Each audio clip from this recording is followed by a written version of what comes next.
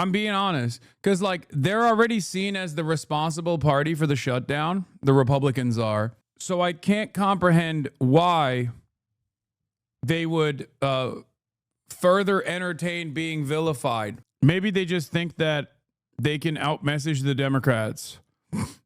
The pain, staffing issues at major airports causing gridlock in the skies. The FAA forced to slow air traffic around Chicago, Dallas, Fort Worth, Philadelphia, Jacksonville, and others as some air traffic controllers working without pay for weeks call out. And this morning fears a hunger crisis is now on the horizon. SNAP food assistance, a lifeline for roughly 42 million low-income Americans, now set to run out of money by the end of the week. It's time to call on people to donate.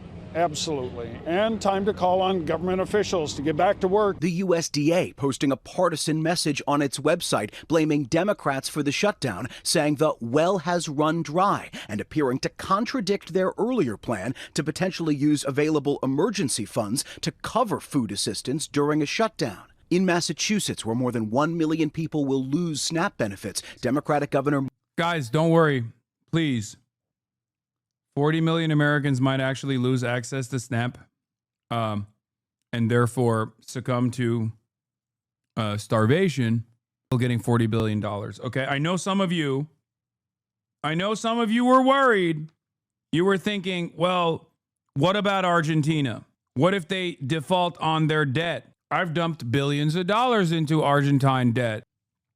I know that was a major consideration. Fear not. Maybe some of you were worried, 40 million Americans might be starving. But what about the ballroom? Fear not. The east wing of the White House is demolished and the ballroom project continues. I know you might say, Hasan, who cares about 40 million Americans that might have to go and find food elsewhere to go to food banks? Who cares about all of that? Are we going to with Venezuela or not? And to them I say, fear not. We have sent aircraft carriers.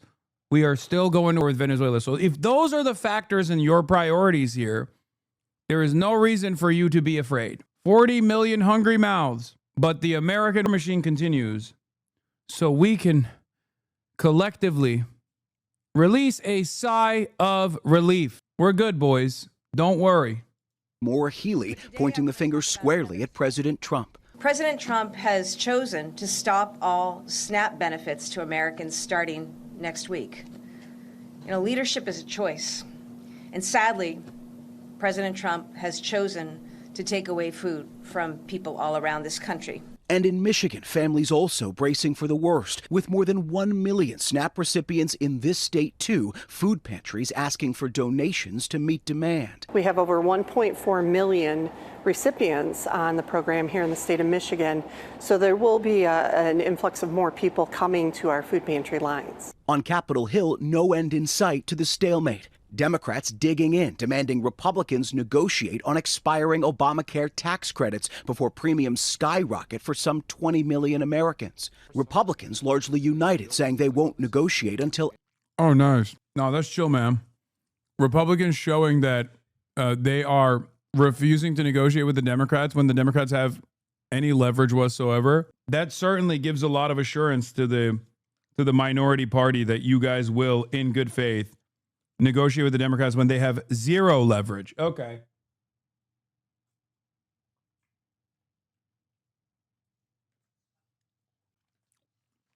Awesome. That makes sense. I mean, but that's populist Josh Hawley, chat. There he goes. Populist Josh Hawley. I like that in the United States of America, while our foreign adversary, China, is building massive bridges, inventing new types of bone glue, creating flying cars that they're actively trying to commercialize. We have the majority controlling party refuse to offer healthcare subsidies to tens of millions of Americans in an effort not to triple their healthcare premiums. And the only point of leverage here is whether or not 40 million Americans can be fed. Like, the only reason why the Democrats are making a big stink about this is unironically so that the Republican voters don't get cooked by triple the cost of their healthcare premiums and just get kicked out of coverage. That's what this is for. It's one of the very few instances where the Democrats are actually doing the right thing. And even then, if they were to successfully pull this through, it's still a Band-Aid solution. Yeah, the USDA's own lapse of appropriations guidelines said it was going to pay out SNAP and WIC. They removed that guidance. Trump is directly starving people. Awesome, man. Reminder that there's, in fact, an additional $5 billion in contingency SNAP funding put aside for this or refusing to use. I don't know why they're doing this. I'm being honest. Because, like, they're already seen as the responsible party for the shutdown. The Republicans are. So I can't comprehend why they would further entertain being vilified. Maybe they just think that they can outmessage the Democrats. Paramount to cut 1,000 jobs. Amazon to cut as many as 30,000 jobs. Wonderful. Someone in the chat, as I'm in the process of describing 40 million people starving, turned around and said, well, let's not point the finger of blame at our politicians. Like, I assume that was a take on the drama, right? Like, that's what you were trying to do. This is what I mean. You're like a very unserious person. Like, we're talking about 40 million people on the verge of hunger in the wealthiest nation on the planet. And you think you're going to get an own here. Please. SNAP isn't replaceable by food pantries. It is a joke to act like hundreds of dollars a month versus expired bakery items and canned beans. Yeah. No, it's absolutely not a replacement. The Trump admin found $20 billion to bail out Argentina, but refused to tap into $6 billion reserve fund to provide vital food assistance to 42 million Americans. They're using food and hunger as leverage as they hold the government hostage. It's sickening. You said, let's just start stealing. I mean, what do you think is going to happen? I think it's a mix of three things. One, they think they can out-message on it from this, and blue states makes Dems back down. Three, they hope it will incite violence and they can progress their plan. Yeah, I can see that. It's just cruelty politics, man. That's what this is. It's just cruelty for the sake of cruelty. That's all. That is what the modern Republican Party is. One might even say that's what they've always been. I would say that. But it's crazy that this is just melting the poor in principle. It also harms like capital as well, because this hurts farmers in the long run. This hurts grocery stores in the short term. Because when you don't have SNAP, you don't have the additional assistance to go and purchase stuff that you normally would from the grocery store. So like, this literally is cooking a whole bunch of different sectors as well. America's hunger crisis is growing. We're choosing to look away. States are sounding alarm bells that SNAP benefits will run out as soon as next week, and I can't stop thinking about Ruben and many others in his position.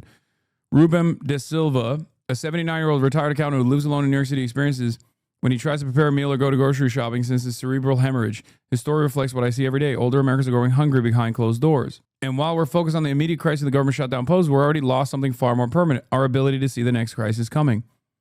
Last month, the Trump administration canceled the USDA's annual Household Food Security Report, the only national data source that measures hunger by age, disability status, and household composition. For the first time in 30 days, America will no longer track hunger nationwide. Without that data, millions of older adults like Ruben will vanquish from the view as the social safety net continues to collapse around them. That decision could not have come at a worse time. Beyond the imminent threat to SNAP, benefits have already been slashed in the long run by leaders in Washington. Meanwhile, inflation and new tariffs continue driving costs higher. In New York, grocery prices have risen more than 50% over the past decade, far outpacing wages and fixed retirement income. Those in need, including older Americans, are hit hardest by these cuts. I will say one thing. American stability, in spite of some of the worst aspects of capitalism, has always come from food and food prices in general. For everything that this government does, for all of the glaring, obvious, telltale signs of economic volatility, economic instability, the one aspect of American existence is that you can at least like purchase bread. You can at least fill your belly. And even that increased in prices. And it led to overthrowing Brandon. Inflation was a major factor in Biden losing control. Inflation played a major factor in Donald Trump winning the election. And without these subsidies, that's some third world cope. Really? I don't think you've ever seen true hunger. We have experienced it in the Great Depression. I don't think you understand what happens. We're not talking about just like Oreos or treats. We're talking straight up any kind of food. Every single revolution against monarchs has come from this. When a government can't feed its poor, when a government refuses to feed its needy and poor and tireless masses, it will no longer be able to continue its mandate of governance. Yeah, people in my country say this. I'm saying people in the third world say, at least we have bread. Oh, you're saying that's the cope that people in your developing nations say, at least I have bread. I mean, yeah, America is a third world country with a Gucci belt. This is true. But now the Gucci belt is coming off, is my point. My dad is on SNAP. This is his main source for food because he's 65 and disabled and cannot work. Like, this is what he has, and I'm extremely worried.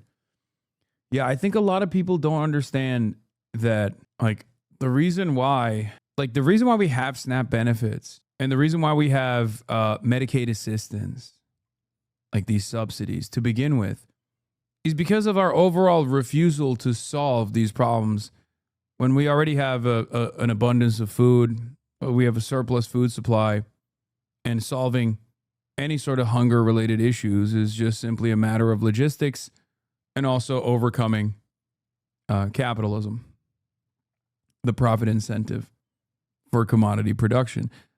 And yet, we refuse to do that and instead offer these Band-Aid solutions. And now we're just ripping the Band-Aid off as well. So what happens? What happens? It's already ridiculous that so many people need SNAP assistance to begin with. But we have that as an additional subsidy for wages on the back end so that corporations can secure profits while underpaying its wage laborers. That's why people say Walmart is the greatest recipient of welfare, because not only does Walmart receive subsidies, but it also relies on its workers getting SNAP. And when that goes away, well, then it's fucking crime time. Because people think, oh, it's the lazy poor that have EBT, that have SNAP, not realizing that it's actually the working poor that have SNAP. As of 2020, over 1/3 of adult SNAP recipients had at least some college education, almost 20% held an associate's degree or a bachelor's degree. People don't realize this shit. It's not even just that. It's also the majority of SNAP recipients also have a job. It's not their fault that their wages are fucking dog shit. Those in need, including older Americans, are hit hardest by these cuts. Yeah, not just a job, but full-time jobs, exactly. Our neighbors who are physically or cognitively impaired, homebound, and socially isolated are unable to access additional food. They can't travel to a local food pantry or supplement what they have. On fixed incomes, every price increase means skipping a meal or cutting a prescription in half. We estimate that nearly 13 million older Americans face food insecurity. With an aging population, that number will only grow. And yet, at the very moment, we need to understand the hunger crisis better. We're eliminating our best tool for tracking it. This is just talking about how the USDA survey was abolished, or not abolished, but like stopped last month. I wonder why the administration chose to no longer track who needs food assistance or who is at the precipice of complete hunger. Yeah, here's a map that shows which states rely on food stamps. Yeah, 14% of the population in the state of California is a SNAP recipient. That's 5.3 million. 10% of the population in Texas is a SNAP recipient. That's 3.1 million. 13% of the population in Florida are SNAP recipients. That's almost 3 million. 7%, 5%, 8%, 6%, 10%, 21% in New Mexico. 12% in Arizona. 5% in Utah. 15% in Nevada. Some of these states have lower percentages of the population for SNAP recipients, not because they don't have poverty, but because their state is already made it virtually impossible to get it. They have additional hurdles to qualify. So just remember that. That doesn't mean that it's a sign of prosperity. Far from it. Yeah.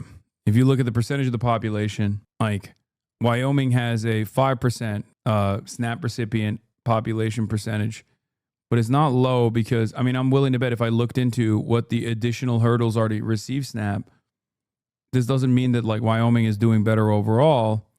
It just simply means that these states have extra hurdles.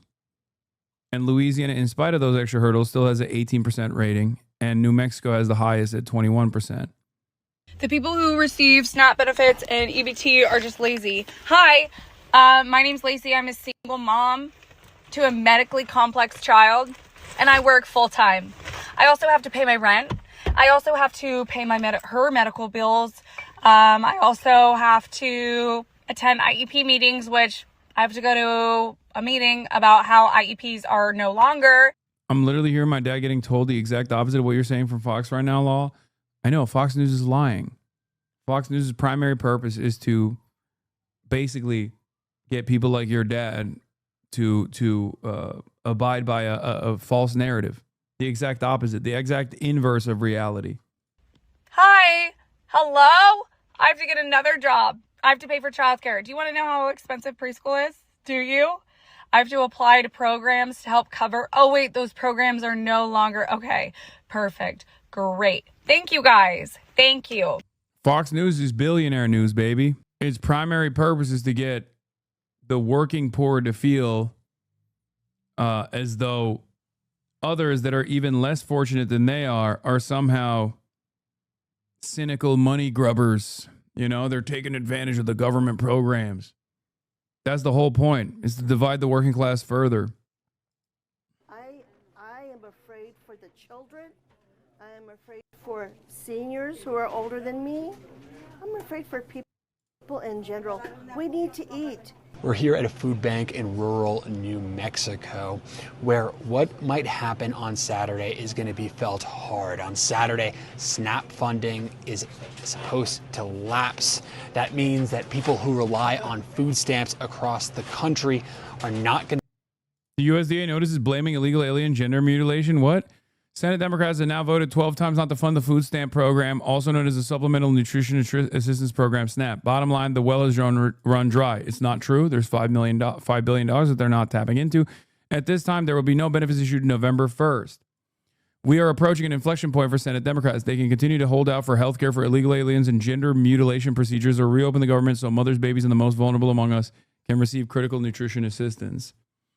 I mean, I don't think anybody goes to the fucking USDA website. Maybe I'm wrong. Maybe they do. But like, not only is this a fucking obvious violation of the Hatch Act, it's also an abject lie that the government is presenting. The reason why this congressional battle, this funding battle is actually taking place is specifically because the Republicans refuse to continue funding Medicaid subsidies. Okay? That's it. So the people on Medicaid are actually going to see a triple the cost in their health care. I cannot believe it. I mean, I can believe it, but the fact that they're holding benefits, additional benefits hostage in an effort not to offer healthcare subsidies is so crazy. Fact check? What fact check? That's not true.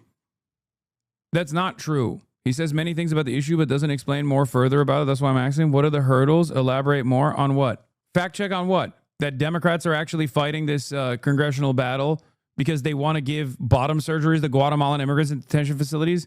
No, that's wrong. What can I say beyond, no, that's just fucking made up. It's just made up, chatter. Wake the fuck up. They lie about everything. Oh, as far as hurdles to receive SNAP, here, I'll give you an example. A lot of these assistance programs, for example, will make it incredibly difficult. Long lines long lines that you have to wait through, for example, a mountain of paperwork that you have to fill, additional obligations that they add on, like additional checks, minimum work requirements for some people who already are working.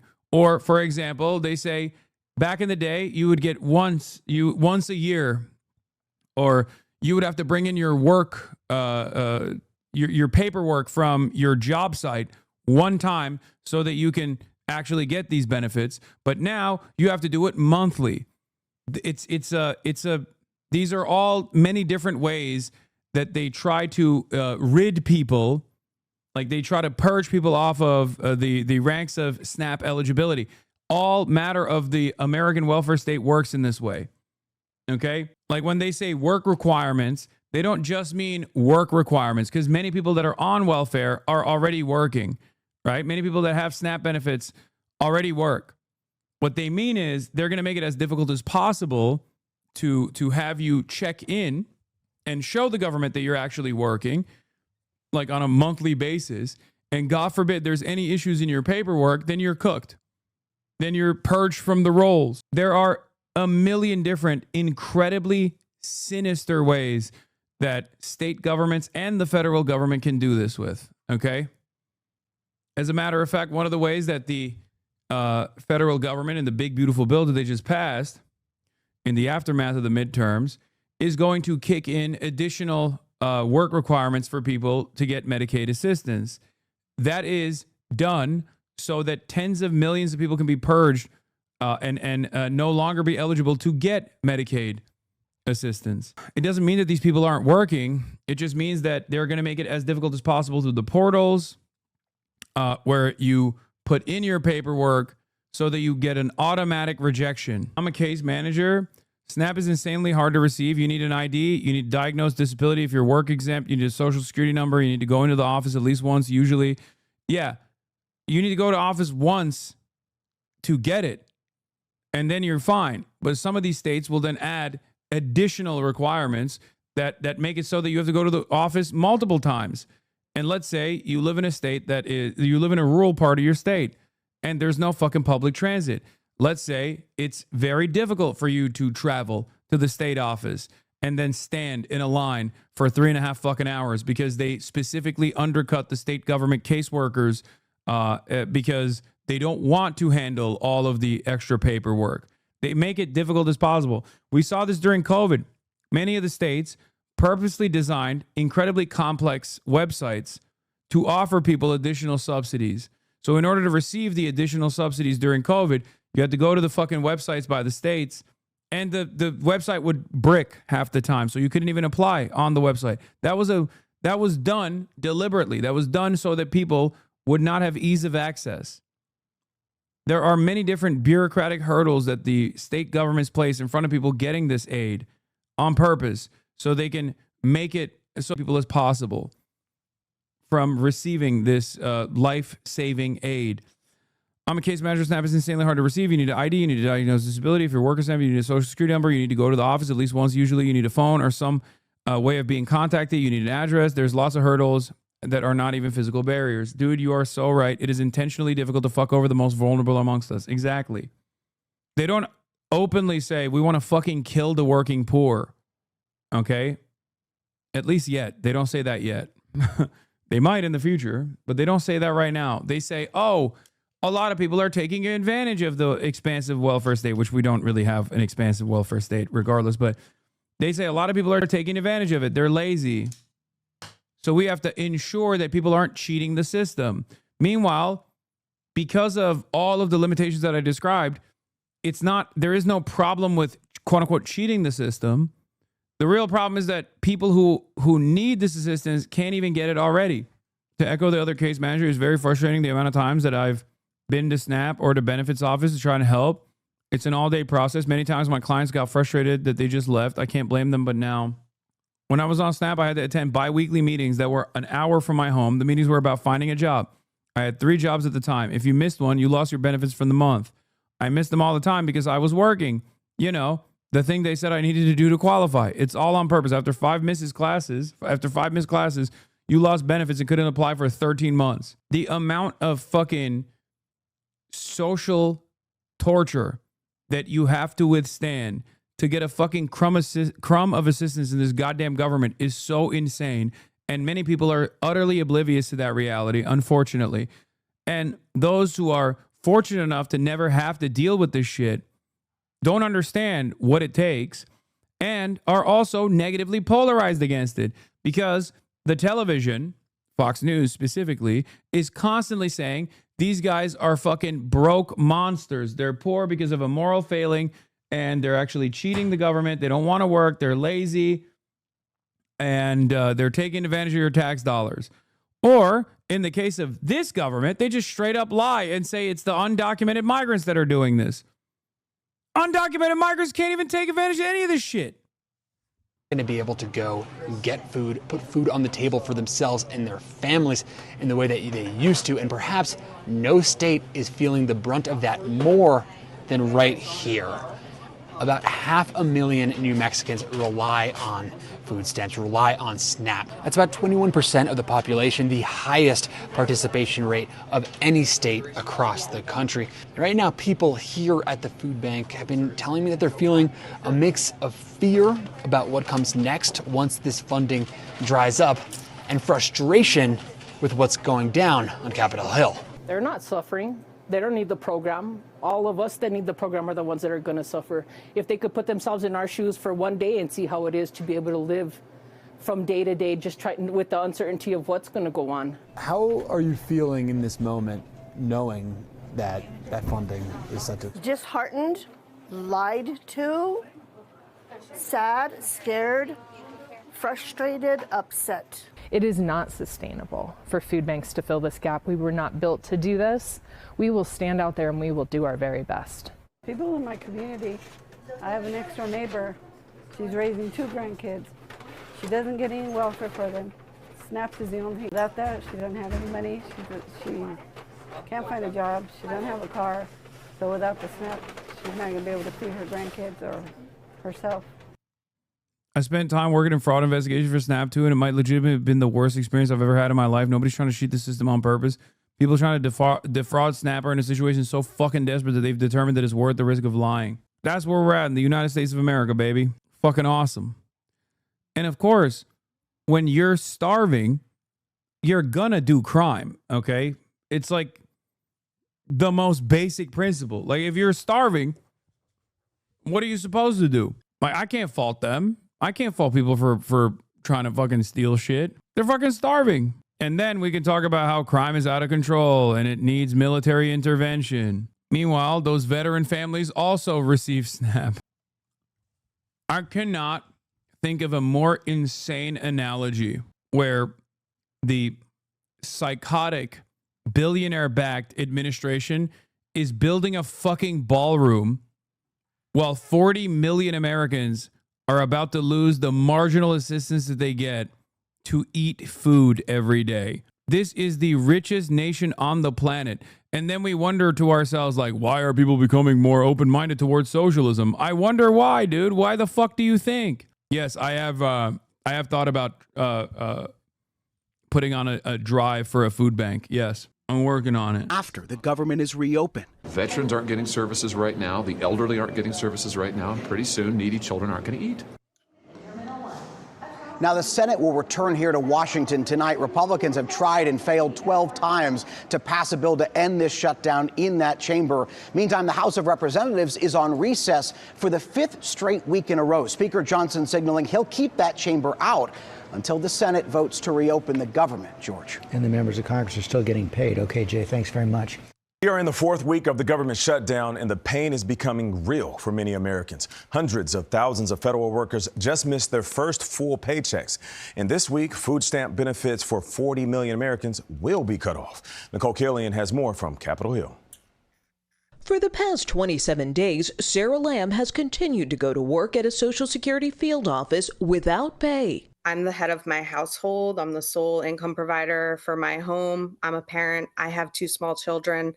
I carry the load in that sense. Not having an end in sight, I think, adds to that anxiety, and everything's very uncertain. So some people cheat the system or no? Exactly. That was my point. Listen to him. You told me that 0 people cheat the system, lol. And Hasan said the complete opposite. Sit this one out.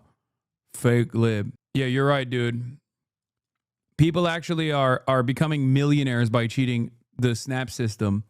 No, dude, it's because the fucking fiscal cliff that exists, like the benefits cliff that exists, makes it so that they have to fucking cheat, as opposed to having no benefits cliff whatsoever. If you were even remotely competent and understood how any of this stuff works, you would understand that there are a lot of people who are directly in the fucking margins, okay?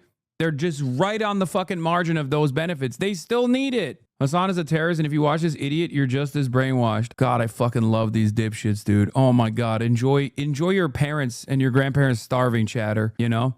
Your fucking goat did this, okay? You can go to sleep hungry every night and close your eyes and imagine how beautiful the fucking ballroom for your big, beautiful president is going to look like. You can eat those dreams instead. Moron. Are work requirements important in your opinion? Fuck no. Fuck no. Absolutely not. No, it doesn't work that way anyway. We're talking about food, man. That's crazy. Like, I love this idea that people are like, well, if there's no work requirements, everyone will stop working. And then what?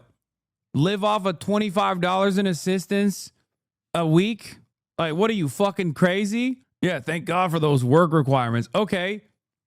That's not the reason why fucking 80% of people on SNAP are working already. She's one of nearly 500,000 federal workers who missed their first full paycheck Friday. No money is no money. So if we're not being paid, then obviously These arguments are 100 fucking years old. I know.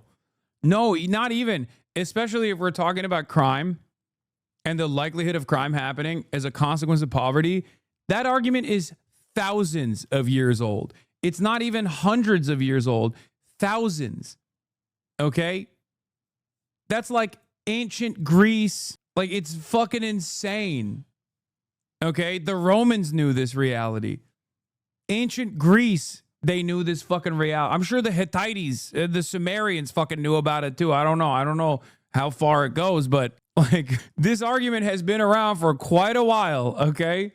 obviously edits have to be made. I have a mortgage. It's only my name on the deed to this house. So the benefits cliff is insane for everything. I used to work in a restaurant. We ended up having really good holiday season. I made $1,000 too much for the year and ended up owing $4,000 for ACA subsidies. I no longer qualify for it. It was horrible. It took me all year to pay it.